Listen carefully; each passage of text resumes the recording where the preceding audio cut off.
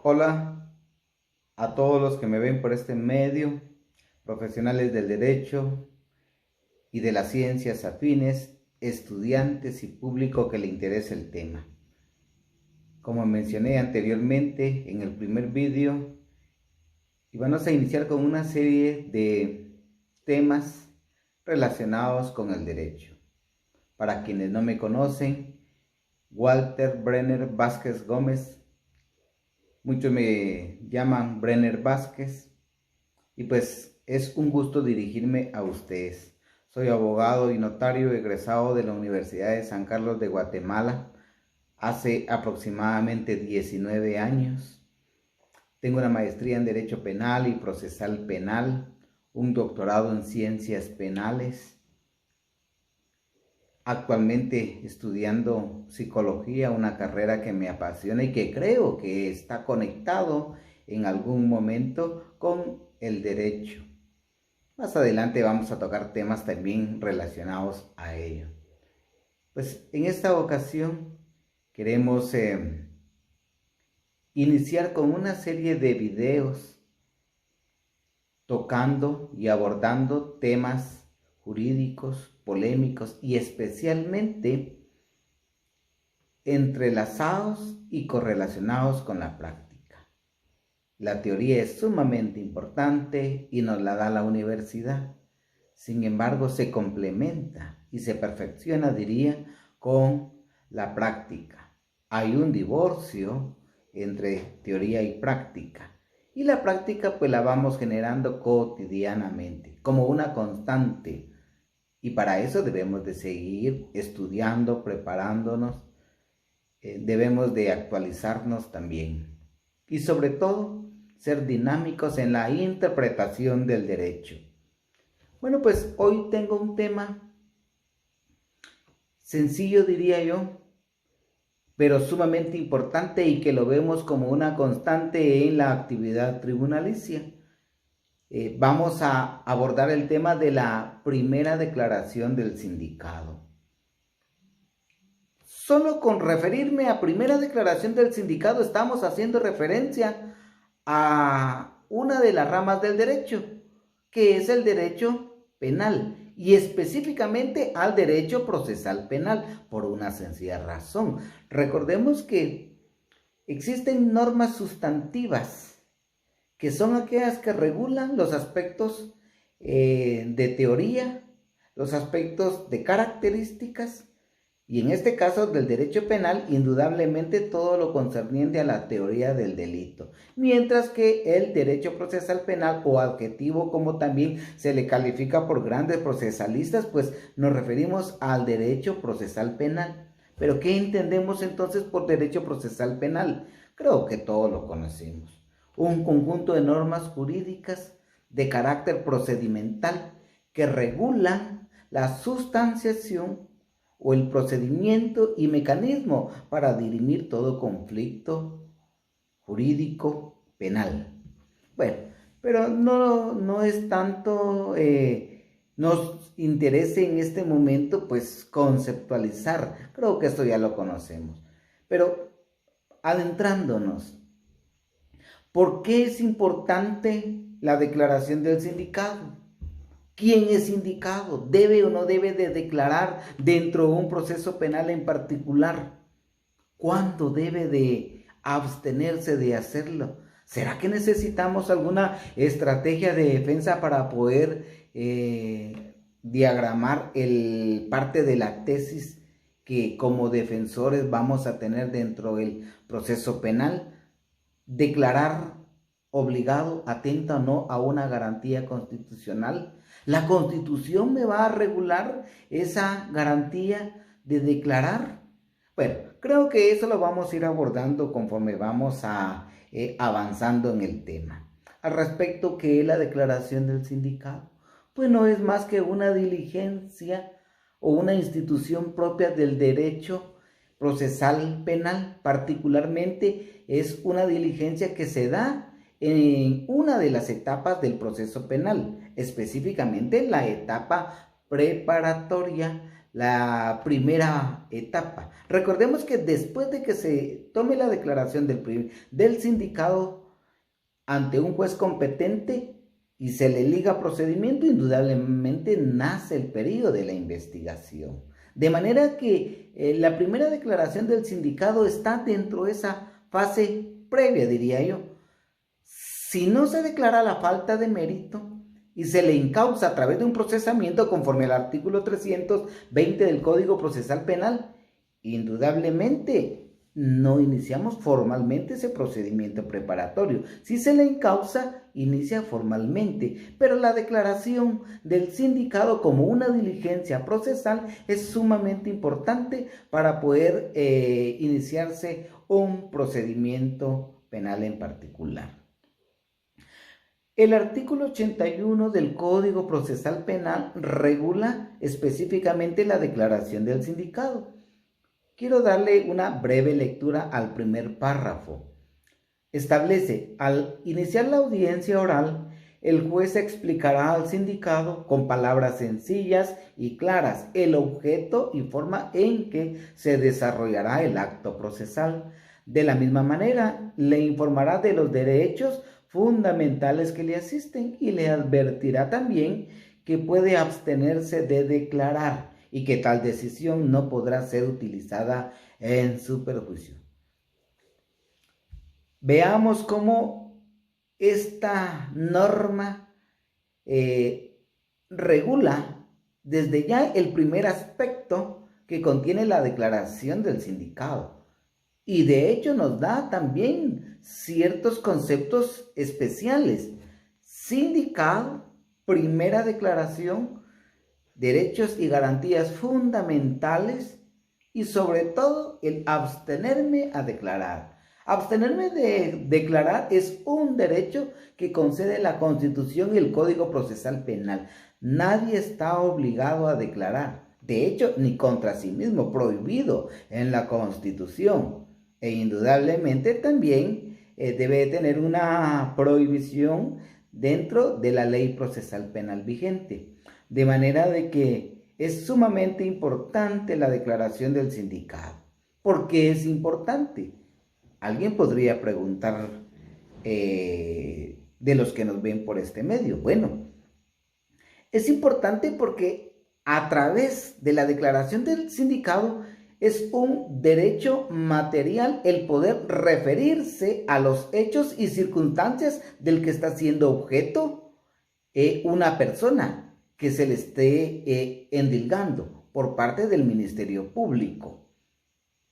Pero, ¿debo de declarar siempre? No necesariamente. Yo creo que aquí la experiencia de 16 años me ha enseñado que esa va a ser una actitud que va a depender del contexto, del tipo penal que se esté encauzando, de los elementos de convicción que hasta ese momento presente el Ministerio Público ante el juzgado y sobre todo de aquellos elementos que también la defensa técnica podrá en su momento presentar o las tiene hasta ese momento ya para poderlas presentar. Entonces vean, es algo bien sencillo. Cada tipo penal, dependiendo de su naturaleza, de su contexto, si es de bagatela, si es de grave impacto social, así deberemos nosotros como defensores diagramar y estructurar una estrategia de defensa. Y allí empieza el primer elemento. ¿Aconsejo o no a declarar dentro del proceso? ¿Es recomendable o no decirle a nuestro patrocinado que declare?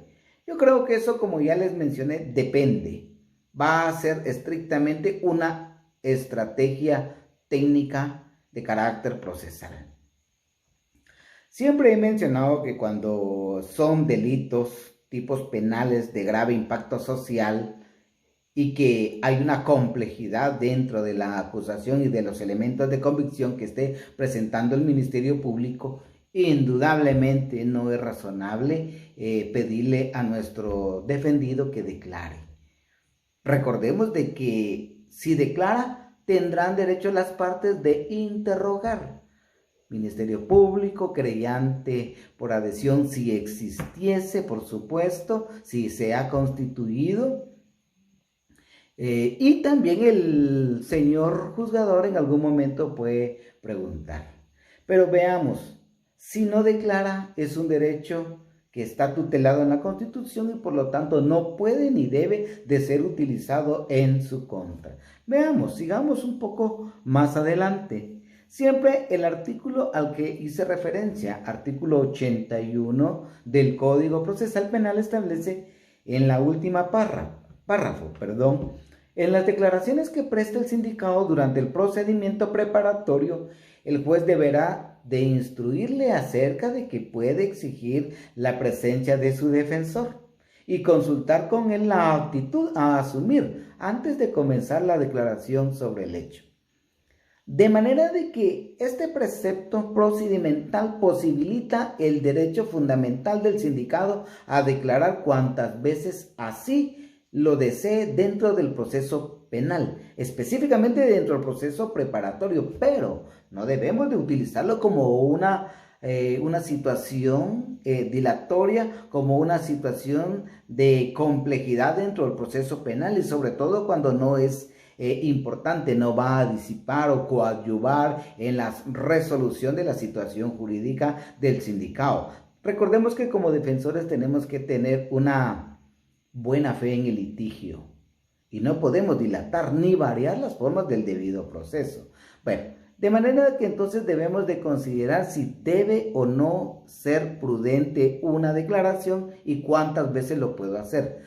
Si es un tipo penal de grave impacto social que ha sido objeto de un encauzamiento y durante la investigación he recolectado, recabado, coadyuvado con el Ministerio Público, incluso para recolectar elementos de convicción y que puedan ayudar en algún momento a la situación jurídica, al encauzamiento que ha sido objeto de un sindicado, bueno, entonces pidamos una ampliación de declaración o declaración como tal, como usted lo nomine y podrá hacer uso de ese derecho de defensa material. Hay dos tipos de defensa en este contexto, defensa técnica y defensa material. La defensa técnica la hace usted como profesional del derecho, colegiado activo, acreditado dentro del proceso penal, y la defensa material la hace el propio sindicado. ¿Y cómo la ejecuta? ¿Cómo la materializa? Es bien sencillo. Desde el momento en que él hace uso de su derecho de referirse en forma expresa en cuanto a los hechos y circunstancias del que está siendo objeto de imputación o de encauzamiento, indudablemente desde ese momento él está ejerciendo esa defensa material, como lo califica la doctrina, que de hecho también está regulado dentro de nuestra normativa procesal penal. En todo el momento de la primera declaración del sindicado, siempre el juzgador como garante, como contralor, necesariamente tiene que observar en todo momento los derechos fundamentales de la persona, entre ellos el derecho al debido proceso, a la defensa. Eso lo podemos poder observar en el artículo 12 de la Constitución Política de la República de Guatemala. Algo bien importante en este contexto, estimados amigos, es que si hubiese una limitación a ese derecho de defensa, usted como defensor puede dejar asentada la protesta. Usted puede plantear un procedimiento recursivo ahí en el acto para poder hacer ver ese error judicial y que está violentando un derecho de su patrocinado, que incluso en algún momento podría advertir una situación de carácter constitucional. Entonces creo que el juzgador en todo momento está obligado a conocer, observar, a aplicar aquel principio del novi iubir curia. El juez conoce el derecho. Él no puede alegar ignorancia al respecto. De hecho, nadie puede alegar ignorancia. Así lo tutela el artículo 3 de la ley del organismo judicial, de manera de que tenemos que tener también presente esa situación. Bueno, para ir aterrizando, porque es un tema realmente que se da en la práctica y va a depender de la estrategia, de la imputación, de los elementos de convicción que esté presentando el Ministerio Público hasta ese momento, va a depender de muchas circunstancias para poder decir que una primera declaración puede concluir en media hora, 1 hora, 2 horas, 3 horas. Incluso puede ser objeto de suspensión y de continuar de un día hacia otro, sobre todo en aquellos casos de grave impacto social, específicamente cuando se está diligenciando una primera declaración de una organización criminal, por ejemplo, en los órganos jurisdiccionales de mayor impacto, que de hecho he tenido algunas experiencias que hemos durado en la fase de la primera declaración hasta 1 mes y medio. Lamentable, ¿verdad? Porque la Constitución establece un periodo para esa primera declaración. Sin embargo, no se da en la práctica debido al exceso de trabajo, debido a la complejidad del asunto. Pero veamos, el artículo 82 siempre del Código Procesal Penal nos da la regulación del desarrollo de la primera declaración. Bueno, pues en el numeral 1 establece que el juez debe de conceder la palabra al fiscal para que intime los hechos al sindicado, con todas sus circunstancias de tiempo, modo, lugar y calificación jurídica provisional, disposiciones legales aplicables y descripción de los elementos de convicción existentes. Vean este numeral tan pequeño, sin embargo tan complejo, porque de este numeral le exige, dentro del marco de la objetividad al Ministerio Público, a cumplir con su función de la mejor manera. Tiene que dar una imputación o intimación de los hechos y tiene que necesariamente observar los elementos del tipo y parte de la teoría del delito en relación a lugar, modo y tiempo de la comisión del tipo que esté imputando o intimando hasta ese momento. Por eso le exige circunstancias de tiempo, modo y lugar. Su calificación jurídica, necesariamente, por ese principio de legalidad, no puede hacer una imputación sobre un hecho y circunstancia que no esté previamente regulada, calificada como una falta o como un delito formalmente hablando. Y eso también le exige al Ministerio Público a esgrimir y argumentar cuál es la calificación jurídica provisional. ¿Pero por qué provisional? Bueno, es bien sencillo, mis amigos, porque el Ministerio Público cumple con su función y calificar el hecho intimado en un tipo penal provisional y será el juez en el momento de dictar el auto de procesamiento, dar la calificación jurídica que ha de ser encausado al sindicado, siempre y cuando así lo disponga. Bueno, sigamos. En el artículo siempre el ya mencionado en el numeral 2, si el sindicado acepta declarar, el juez le dará tiempo para que lo haga libremente. Libremente, veamos ese contexto, ese término jurídico. Libremente, no puede declarar contra sí mismo, ni ser obligado a declarar, ni estar siendo sometido a ningún tipo de trato inhumano, cruel, tortura, etcétera, porque no es permitido. Una cuestión de esta naturaleza indudablemente ya está viciado el procedimiento y eso puede ser objeto de una situación de reencauzamiento en cuanto a ello. Después de declarar, el sindicado puede ser sometido al interrogatorio legal del fiscal y del defensor. Ya mencioné al inicio de esta pequeña charla jurídica.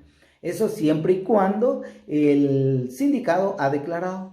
Si se abstuvo a declarar como un derecho constitucional, indudablemente no podrá, no debe ser sometido a un interrogatorio.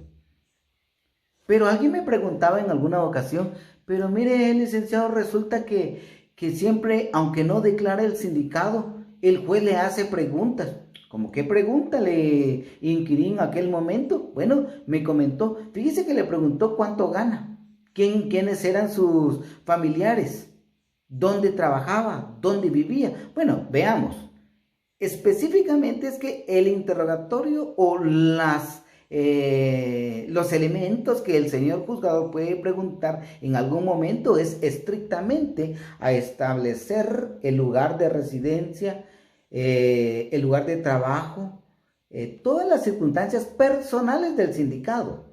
Cualquier otra circunstancia laboral, de familia, de circunscripción, departamental, de vecindad, etcétera, eso es permitido. Pero recordemos que eso no está refiriéndose estrictamente al hecho que está siendo o que fue objeto de intimación. Por lo tanto, eso sí es permitido, pero hay que marcar esa diferenciación.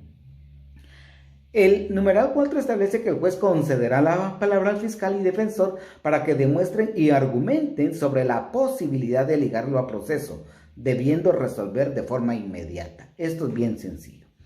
Después de esa parte procedimental, judicial, necesariamente el fiscal tiene que convencer, argumentar, con base a la intimación, a los elementos de convicción que presentó y que tiene hasta ese momento, la necesidad de ligarlo a proceso. Eso implica la necesidad de encauzar el hecho, de emitir el auto de procesamiento y calificar un delito en particular para poder ser objeto de una investigación ya dentro de la etapa de investigación. Espero que me esté dando a entender. Si no, pues yo agradeceré que puedan interactuar, dejarme mensajes para poder ampliar al respecto, ¿verdad? El artículo 320 del Código Procesal Penal, si mal no recuerdo, establece qué elementos y requisitos debe de contener un auto de procesamiento. Pero es acá donde el juez califica el hecho en una figura, en un tipo penal previamente regulado. ¿Contenido en dónde? Pues en la ley general, Código Penal, o en su defecto en una ley especial, una ley penal de carácter especial, como la ley contra la delincuencia organizada, la ley contra la narcoactividad, la ley contra el femicidio y otras formas de violencia contra la mujer. En fin, podríamos enumerar todas aquellas leyes penales de carácter especial que están fuera de nuestro orden penal, de nuestra ley penal que conocemos nosotros como Código Penal. Bueno, pues el numeral 5 establece que el juez nuevamente concederá la palabra al fiscal y al defensor para demostrar y argumentar sobre la necesidad de medidas de coerción, debiendo también el juez resolver de forma inmediata. ¿A qué medidas de coerción se refiere? Bueno, pues se refiere estrictamente a una medida que le pueda limitar temporalmente la libertad al sindicado, por ejemplo. Nos referimos entonces a la prisión preventiva, o en su defecto a la imposición de una medida sustitutiva que no es más que un sustituto de esa prisión. Vean, más adelante vamos a ir profundizando en este contexto, pero yo lo que quiero dar a entender en este momento es que el fiscal tiene que argumentar de forma razonada, coherente y con base a sus elementos de convicción si es necesario una medida de coerción. Pero esa medida de coerción se refiere generalmente a la imposición del auto de prisión preventiva o provisional, como también le califican otros procesalistas. Pero vean, algo bien importante, se refiere estrictamente cuando hay un peligro de fuga o de obstaculización para la averiguación de la verdad. Pero en ese contexto sí el fiscal tiene que ser muy objetivo demostrar que existe algún elemento de estas dos instituciones para poder imponer una medida de coerción. Porque no basta con enunciar que es importante un auto de prisión preventiva. No basta con enunciar que hay peligro de fuga y de obstaculización para la averiguación de la verdad. Es importante, de acuerdo al derecho y al principio de la debida tutela judicial, donde la Corte de Constitucionalidad ha indicado reiteradamente en su jurisprudencia que es necesario desarrollar con elementos argumentativos y de convicción para demostrar que es importante limitar, por ejemplo, la libertad del sindicado hasta ese momento.